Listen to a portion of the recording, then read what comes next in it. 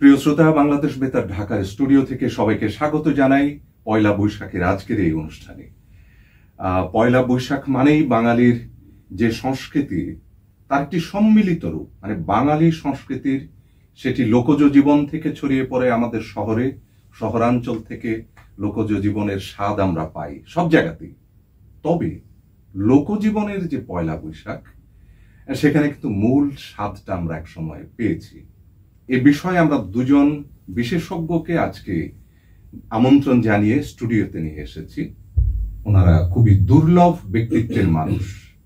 একজন অধ্যাপক রফিকুন নবী, আমরা রনবী নামে যাকে ছেলেবেলা থেকে চিনে এসেছি, তার কার্টুন আমাদের শিশু হৃদয়ে ছবি আঁকার একটা নেশা তৈরি করে দিয়েছিল। এমিরেটাস অধ্যাপক, চারুকলা বিভাগ, ঢাকা বিশ্ববিদ্যালয়, আর ড্রয়িং অ্যান্ড পেইন্টিং বিভাগের তিনি অধ্যাপক। আমাদের সঙ্গে আরেকজন মানুষ, নাট্য ব্যক্তিত্ব, নাট্যকার, অভিনেতা, মঞ্চ, চলচ্চিত্র সব জায়গাতে আরণ্যক নাট্য দলের নির্মাতা, স্বাধীনতা পূর্ববর্তী এবং স্বাধীনতার পরের যে নাটক বাংলাদেশের, আমাদের বাংলা নাটকের অন্যতম এক পথিকৃৎ মামুনুর রশীদ। আমরা তার কাছে ঋণী থাকি যখনই নাটকের কথা বলি। এই দুজন ব্যক্তিত্ব আমাদের সঙ্গে আজকে সময় দিয়েছেন, আপনাদের সঙ্গে সময় দিয়েছেন। আমরা শুনবো তাদের কাছ থেকে পয়লা বৈশাখের আমাদের লোকজ জীবনের যে যাত্রা, আমাদের শোভাযাত্রা, নাট্য জীবনে মামুনুর রশীদ কিভাবে চলেছেন পয়লা বৈশাখ নিয়ে, সবকিছু, সব কথা হবে। শুরুতে আমরা একটু আমাদের নাট্য ব্যক্তিত্ব মামুনুর রশীদের কাছে যেতে চাই। পয়লা বৈশাখ নিয়ে মামুনুর রশীদ, আপনার দেখা পয়লা বৈশাখ, এটি দিয়ে আমরা একটু শুরু করব। সেটি নিশ্চয়ই খুব, এই প্রজন্মের কাছে নিশ্চয়ই খুব অন্যরকমের একটা ব্যাপার। হ্যাঁ, পয়লা বৈশাখ একেবারেই আমাদের বাল্যকালে জনজীবনের সাথে সম্পৃক্ত ছিল।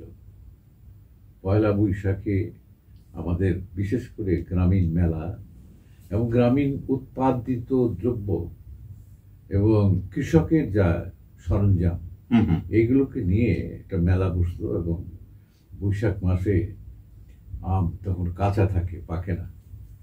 সেই আমের নানা রকম ভর্তা এবং আমের নানা রকম উপকরণ, এবং সেই সাথে আমাদের গ্রাম বাংলার যে আগেই বলেছি যে উৎপাদিত যে পণ্য, সেগুলোর তো একটা মেলা বসতো।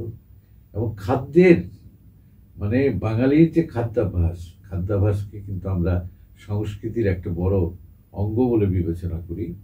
মুড়ি, মুরকি, তারপর সাজ বলতো এটাকে, চিনি দিয়ে নানান ধরনের ঘোড়া, হাতি, এইগুলো বাতাসা, এগুলো হতো। এবং কদমা হতো এবং নানা ধরনের। এবং যেটা আমার সবচেয়ে বেশি আমার মনে পড়ে এখন, যেহেতু আমি নাটক করি, পুতুল নাচ। সেই গ্রামে পুতুল নাচ তাদের মতো করে সুতো দিয়ে টানিয়ে একজন সেই ব্যাকগ্রাউন্ড ভয়েস, এসব থেকে একটা ভয়েস, গান, এবং সেই সঙ্গে পুতুল নাচছে, এগুলো হচ্ছে। এবং এটা একটা সাংঘাতিক অসাম্প্রদায়িক একটা উৎসব। হিন্দু, মুসলমান, বৌদ্ধ, খ্রিস্টানের কোনো কে কোথায় কিরকম, সে বাংলা বলে কিনা, বাংলা ভাষা আছে কিনা, বাংলা ভাষাটা বলে কিনা, এটাই একমাত্র পরিচয়। এবং কেউ কাউকে এই প্রশ্ন জিজ্ঞাসা করতো না, জিজ্ঞাসা করার প্রশ্ন কোনো উপায়ই ছিল না।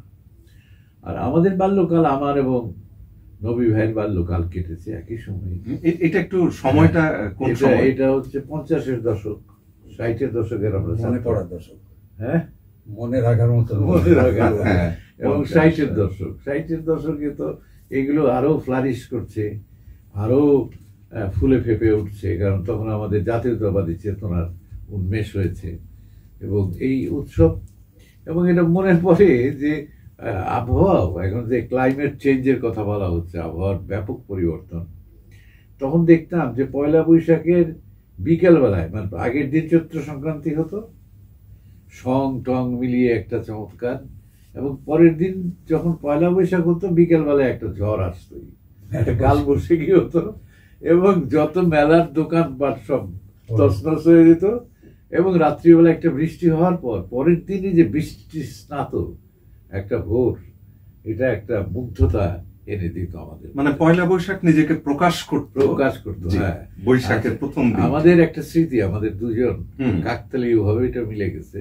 সেটা হচ্ছে 1400 সাল যখন উদযাপন হলো। 1400 সাল তো একটা বিশাল ব্যাপার, একটা শতাব্দীর থেকে আরেকটা শতাব্দী। তো তখন খুব গুরুত্বপূর্ণ, বাংলাদেশের যত বুদ্ধিজীবী আছেন, শিল্পী আছেন, সাহিত্যিক আছেন, সবাই আমরা একত্রিত হয়ে একটা পহেলা বৈশাখ উদযাপন করব, এরকম একটা সিদ্ধান্ত হয় এবং আমরা করেও ছিলাম। সেটা বিপুল আকারেই করেছিলাম, সারা দেশব্যাপী। তখন ওই কমিটির, জাতীয় কমিটির যুগ্ম আহ্বায়ক ছিলাম আমি এবং রফিকুল নবী ভাই, দুইজনে আমরা ছিলাম। চমৎকার চমৎকার অভিজ্ঞতা আছে, সেটা পরে বলবো। অধ্যাপক রফিকুল নবী, আমরা যাকে রণবী বলে সর্বাধিক চিনি, প্রিয় শ্রোতা, তার সঙ্গে কথা বলবো। আর আপনারা শুনছেন বাঙালির সর্বজনীন উৎসব পয়লা বৈশাখ, এই নিয়ে কথা। এবং যে দুজনের সঙ্গে আমরা কথা বলছি, পরিচয়টা আমরা আগেই দিয়েছি, রণবী নামে খ্যাত অধ্যাপক রফিকুল নবী। আমরা তার কাছে একটু যাচ্ছি যে নাগরিক জীবনে, ঢাকার জীবনে যে লোক সংস্কৃতিটি চলে আসলো পয়লা বৈশাখ, এটি আপনার সচক্ষে দেখা, সেই শুরুটা নিয়ে আমরা একটু কথা বলতে চাই। অধ্যাপক রফিকুল নবী। আমার তো পুরো বাল্যকালটা ঢাকা শহরে, অদ্যাবধি ঢাকাতেই রয়েছে, আগেও ছিলাম। নানান কিছুই কিন্তু আমাদের দেখা রয়েছে সেইখানে। এই যে বাঙালি হওয়া, বাঙালি আমাদের যে ঐতিহ্যিক ব্যাপারগুলোকে ধরে রাখে ইত্যাদি, এইসব বোধগুলো কিন্তু 52-র যে ভাষা আন্দোলন, তারপর থেকে কিন্তু জোরদার হয়েছিল। কারণ ওই সময় থেকে যে এই যে ভাষা আন্দোলন থেকে শুরু করে অন্যান্য আন্দোলন, তারপরে সাংস্কৃতিক আন্দোলন, সব কিছু কিন্তু একত্রিত হয়ে চলছিল। তারপরে বড় আন্দোলনে চলে গেল, যে রাজনৈতিক আন্দোলন যেটা পাশাপাশি ছিল বড় আকারে, তার সাথে সব মার্চ হয়ে তখন একটা বড় ঘটনার মধ্যে দিয়ে আমরা তখন চলেছি। সেই সময় এই যে সাংস্কৃতিক আন্দোলন, তখন থেকে কিন্তু আমাদের এই এমনিতে কিন্তু ওই যে বললাম ঐতিহ্যিকভাবে কিন্তু পয়লা বৈশাখ পালন বলি, নবান্ন বলি, কাল বৈশাখী বলে আমরা একটা অনুষ্ঠান প্রায় হতে দেখতাম। হালখাতা চৈত্র মাসের, চৈত্র সংক্রান্তির দিন হালখাতা, 30শে চৈত্র। তো আমাদের তো তখনও কিন্তু আমরা আমাদের যে স্কুলে পড়তাম সব এই 50 দশকের ওই সময়, তখনও কিন্তু হিন্দু অধ্যুষিত এই ছিল আমাদের ক্লাসমেটসরা বা অন্যান্য ছাত্ররা, শিক্ষক বৃন্দ সবাই সেইভাবে ছিল। তো আমাদের কিছু সহপাঠী ছিল, তাদের লাইব্রেরি ছিল বাংলা বাজার বই পাড়ায়, তারা হালখাতা করতো, আমরা সেইখানে যেতাম। এই ঢাকা শহরে ঠিক ওই ইসলামপুরের কোনায়, যেখানে শাকারি বাজার এবং ইসলামপুরের যেখানে বাবুপুরে বলে, ওখানে একটা ফাঁড়ি ছিল, তার উল্টা দিকে দুটো মিষ্টির দোকান ছিল, সীতারাম মিষ্টান্ন ভান্ডার আর একটা ছিল কি যেন, যাই হোক, এই দুইটা মিষ্টান্ন ভান্ডার খুবই পপুলার। আর এইদিকে রথকলায় ছিল এই যে মরণচাঁদ পাল, তাদের যে এই যে বৈশাখ আসলে চৈত্র মাসের শেষ থেকেই কিন্তু মিষ্টি প্রায় অর্ডার হতো, এবং পুরোটাই কিন্তু হতো এই চৈত্র সংক্রান্তি, হালখাতার তাদের যে উৎসব, সেইটাতে। পরের দিন পয়লা বৈশাখ। পয়লা বৈশাখে কি হতো যে ওইটার যে একটা ফলো আপ, ওই আমাদের যে চৈত্র সংক্রান্তি, তার একটা ওইটার পরে কি হবে তার একটা ব্যাপার ছিল। মেলা হতো ঢাকাতে, পরবর্তীতে তো বিসিক থেকে ডিজাইন সেন্টারে ওইখান থেকে বড় মেলা শুরু করেছিলেন আমাদের ইমদাদ হোসেন, শিল্পী ইমদাদ হোসেন, তারা এটা শুরু করেছিলেন।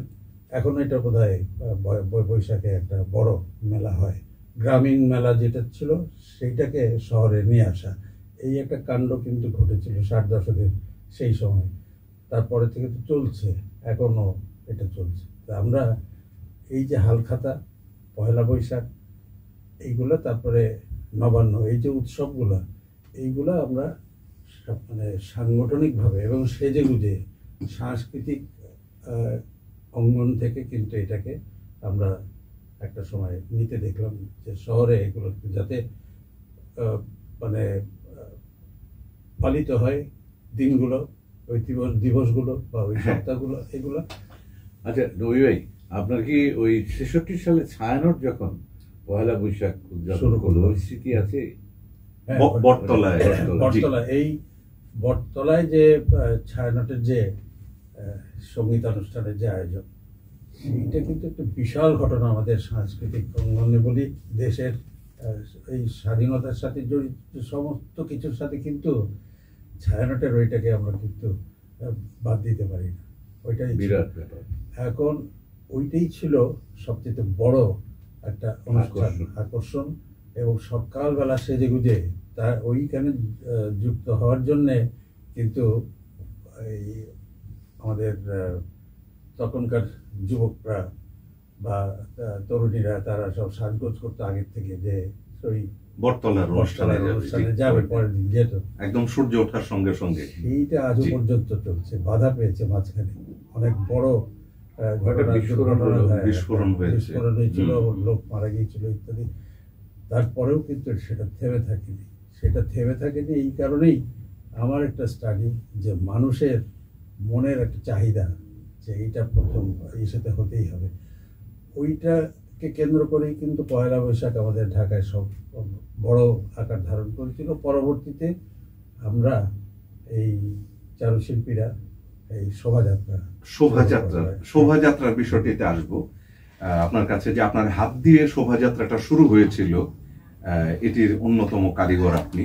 আমরা একটু মামুন রশিদের কাছে যাচ্ছি। এই যে কথাটি চলছে, এই যে দৃশ্যাবলী, এর ভেতরে আর কি কি মনে পড়ে আপনার? এটা একটা, আমি 1963 সালে ঢাকায় আসি। তো 1963 সালে ঢাকায় আসার পর এই পয়লা বৈশাখ, আমার ওই ফেলে আসা গ্রাম, যে গ্রামে যে ধরনের পয়লা বৈশাখ হতো, ঢাকার পয়লা বৈশাখটা তো অন্যরকম। যেমন আজিমপুরে একটা মেলা হতো, পয়লা এখনো বোধহয় হয়, লোহারপুরে একটা মেলা হতো, বিভিন্ন জায়গায় মেলা হতো। তো আমার একেবারে ঢাকা তখন তো একটা বড় গ্রাম, ঢাকা তখন শহর হয় নাই। 60-এর দশকের শেষে এসে ঢাকা একটা শহরের চেহারা পেল। এর আগে তো এই যে ধানমন্ডি বা আপনি আমরা যেখানে বসে আছি, এইসব জায়গায় তো কেউ আসতো না। আগারগাঁও, হ্যাঁ, জলাভূমি, একটা জলাভূমি ছিল এগুলো, মিল, কাজে মিল, জলাভূমি এগুলো ছিল। তারপরেও এই ঢাকাতেও, ঢাকার আশেপাশে এবং ঢাকায় যেটা বললেন যে হিন্দু অধ্যুষিত যে ব্যবসা বাণিজ্য, সব জায়গায় হিন্দু অধ্যুষিত থাকাতে হালখাতাটা আমাদের গ্রামে হতো পয়লা বৈশাখ। এবং হালখাতায় সবচেয়ে বড় আকর্ষণ ছিল ছোটবেলায় একটা রসগোল্লা দিত আর কি। আমার বাবা পাঠিয়ে দিত যে দোকানে গিয়ে একটা কাঁচা টাকা দিবা, এবং কাঁচা টাকা দেওয়ার পর একটা রসগোল্লা দিত।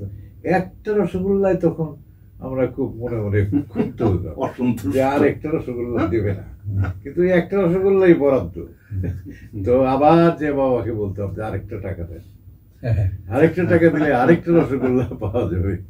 রসগোল্লা খাওয়ার ঝোঁক ওই বয়সে প্রবল। এবং এটা একটা, আর তারপর হলো হালখাতা রসগোল্লা, দৈনন্দিন দোকান থেকে একটা রসগোল্লা। আর তখন তো ধরেন রসগোল্লা 100 রসগোল্লার দাম 8 আনা কি 6 আনা হবে, তাই না? আমি তো যে এখন যে দেখি যে বাজারে গিয়ে যে মাছটা কিনি আমি 2100 টাকা দিয়ে, আমার মনে পড়ে যে আমার বাবা ওই মাছটা 1.5 টাকা কি 2 টাকা কিনত। আমার মনে আছে 53-54 সালে, হ্যাঁ হ্যাঁ, 8 আনা জোড়া ইলিশ, 8 আনা জোড়া দামাদামি করতে, এবং 1 টাকা কেজি গরুর মাংস। এখানে আমাদের এই বাঙালি জনগোষ্ঠী ছাড়াও নৃতাত্ত্বিক নৃগোষ্ঠীয়, হ্যাঁ, তাদেরও একটি অনুষ্ঠান আছে, বিজু বলে, বৈশাখী, সব মিলিয়ে বৈশাখী। ওখানে আমরা দেখেছি যে পানি খেলার ব্যাপার আছে, এবং আপনার যত শিল্পকর্ম, আপনার যত নাটক, সেগুলোর ভেতর থেকে লোকজীবন, একটা শ্রেণীহীন জীবন, সকল মানুষের সমতার জীবন আমরা পেয়েছি স্বাধীনতা উত্তর, স্বাধীনতা পূর্বকালের আপনার নাটকে।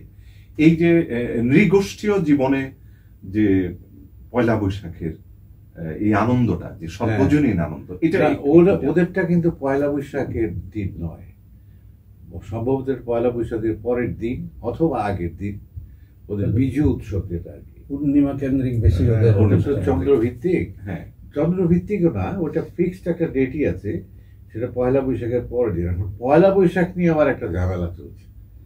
আমাদের এখানে 14 এপ্রিল, আবার পাশে পশ্চিমবঙ্গে হচ্ছে এটা 15 এপ্রিল। এই ঝামেলাটা চলছে এবং এই ঝামেলাটা মিটছে না। হ্যাঁ, এটা ওই এরশাদের সময় থেকে একটা বোধহয় এটা একটা হয়েছে এবং সেটা এখনো মিটছে না। এটা একটা সমস্যাও বটে, কারণ হচ্ছে যে দেখা যাচ্ছে যে অনেকেই ওই 15 এপ্রিলটাকেই পয়লা বৈশাখ হিসাবে বিবেচনা করে। আপনি নৃতাত্ত্বিক গোষ্ঠীর যেটা বলেছেন, হ্যাঁ, সেটা হচ্ছে যে পানি খেলাটা দেখে চাকমা, যে মারমা এবং ওই অঞ্চলের, এই আমাদের পার্বত্য চট্টগ্রামের অঞ্চলে তাদেরটা আমাদের পয়লা বৈশাখের সাথে সাথে এটা হয়। এবং ওদের যেটা ভালো লাগে সেটা হচ্ছে পানি একটা, মানে আমাদের দেশের আদিবাসীরা যে গারো, সাঁওতাল, মারমা, মুরগ, এরা কিন্তু মানে পৃথিবীটাকে মনে করে ধরিত্রী হচ্ছে তাদের মা, এবং নদী, পাহাড়, জঙ্গল, মানে ফসল, এসবই তাদের আত্মীয়, এবং যে কারণে প্রত্যেকের সাথে তাদের একটা সহমর্মিতার সম্পর্ক আছে। এবং সেই সম্পর্ক থাকার ফলে, যেমন ধরেন পানি তাদের একটা খুবই ঘনিষ্ঠ আত্মীয় এবং খুব পবিত্রতার প্রতীক। এবং এই পানি নিয়ে তারা উৎসব করে। এবং বিজু উৎসবে যেটা প্রধান সেটা হচ্ছে, দেখেন ওদের যেসব ফসল ফলে, যেসব তরকারি তাদের উৎপন্ন হয়, সেই সব তরকারি দিয়ে ওরা একটা মানে রান্না করে, একটা সবজির রান্না করে আর কি। এবং এটা যে কোনো বাড়িতে গেলে সারাদিন ধরে তারা এটা খায়, মাছ মাংস নয় এইটা, এবং তাদের তৈরি পানীয়। মানে প্রতিটি আদিবাসী নৃতাত্ত্বিক গোষ্ঠীর তাদের নিজস্ব তৈরি পানীয় আছে। পৃথিবীর সকল সভ্য দেশেরই এই নিজস্ব তৈরি পানীয় থাকে, তো সেটা তাদেরও আছে।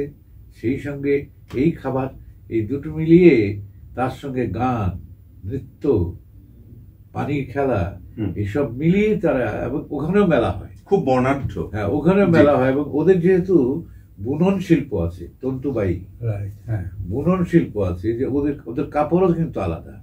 ওদের যে পরিধানের যে কাপড় এবং তার যে কাপড় পরার যে রীতি, সেটাও কিন্তু আলাদা। এবং এই পয়লা বৈশাখে তাদের নিজস্ব তাতে তৈরি কাপড় চোপড় পরবে, সেটা খুবই বর্ণাঢ্য।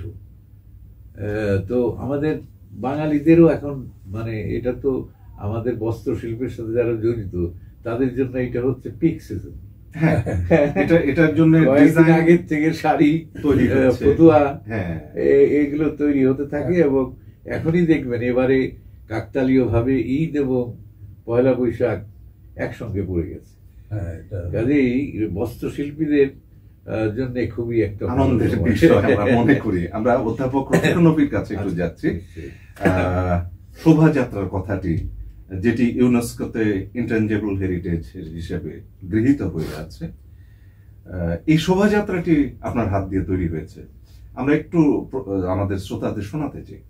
আমার হাত দিয়ে তৈরি হয়েছে ওই সময়টাতেই মানে আমি আমাদের চারুশিল্পীদের একটা যোগ সাজসে একটা বড় আমরাও যুক্ত ছিলাম, সবাই সাংস্কৃতিক যোগ তো যাই হোক, এইখানে আমি যেহেতু চারুশিল্পী সংসদের সভাপতি ছিলাম, আমি ছিলাম, আমাদের এই কনিষ্ঠ প্রজন্মের যারা ছিল তার মধ্যে যেমন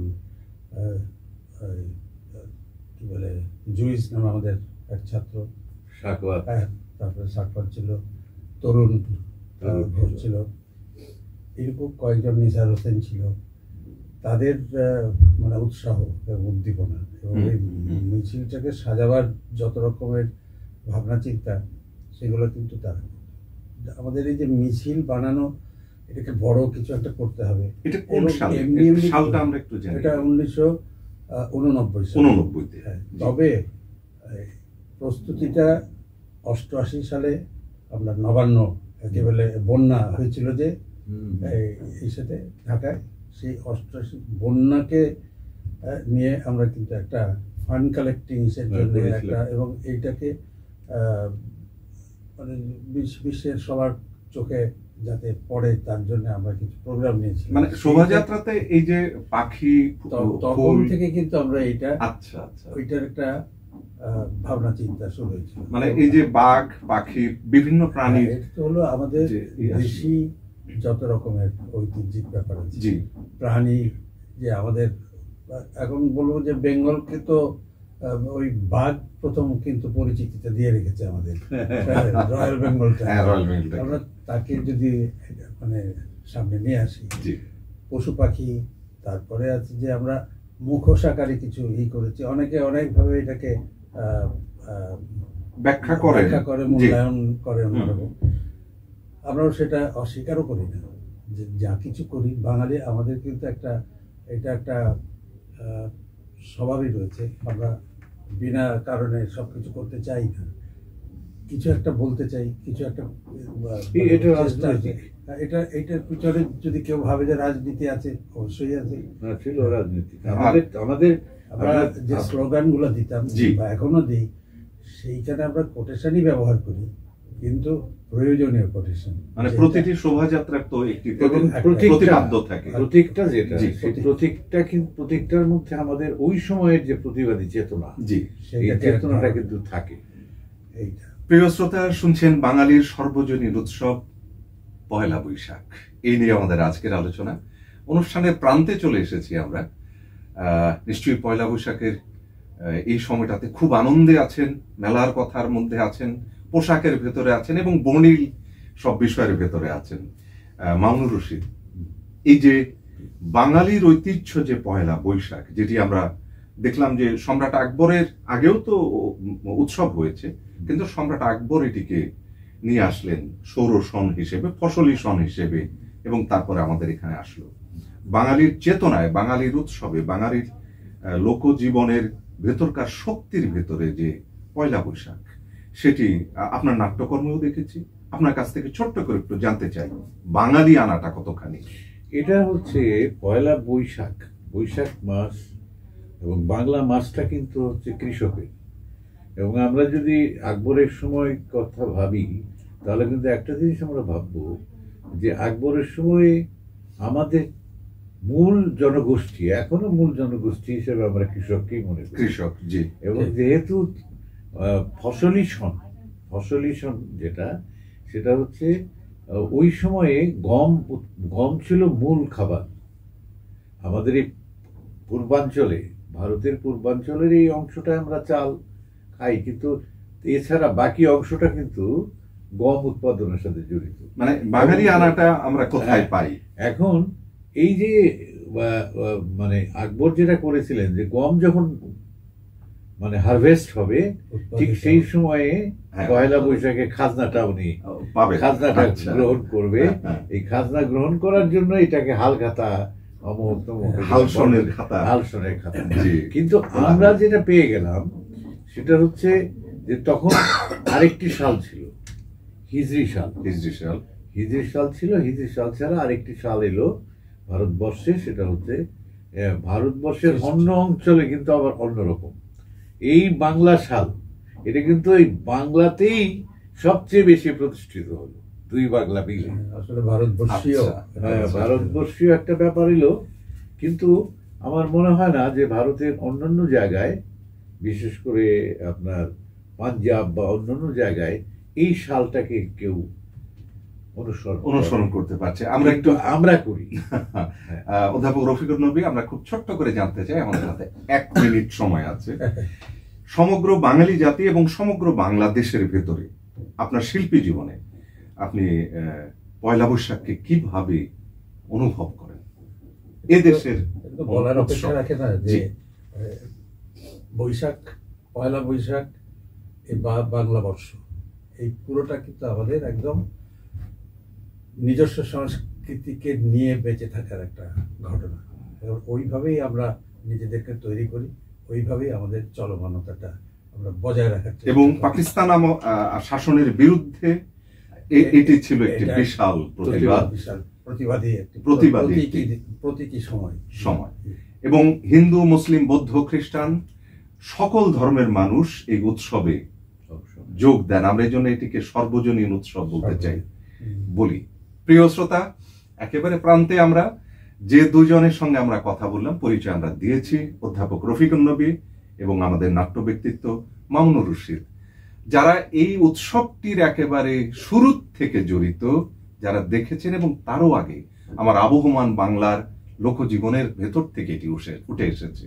পয়লা বৈশাখ আপনার, পয়লা বৈশাখ আমার, পয়লা বৈশাখ সকল ধর্ম বর্ণ নির্বিশেষে সবার। আমরা বিশ্বাস করি বাঙালির এই সর্বজনীন উৎসবে আপনি আজকে মেতে আছেন। কল্যাণ হোক সবার। শুভ হালখাতা।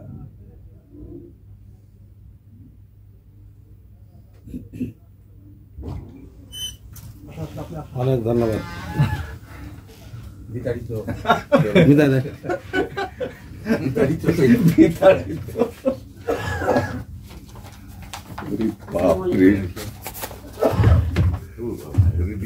বন্ধু ভাই ধরেন, আমরা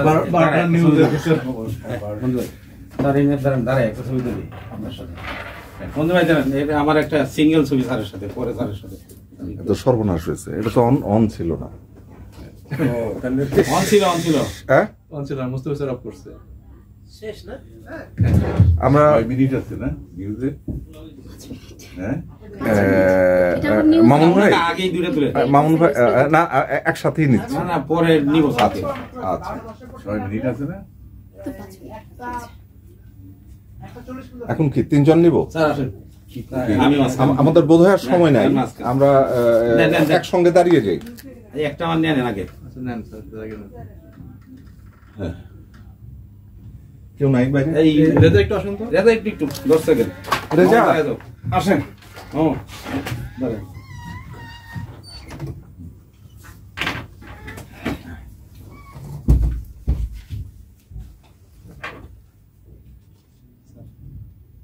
লুক, থ্যাংক ইউ। আমার আরেক গ্রুপ বসে আছে বসে আছে না?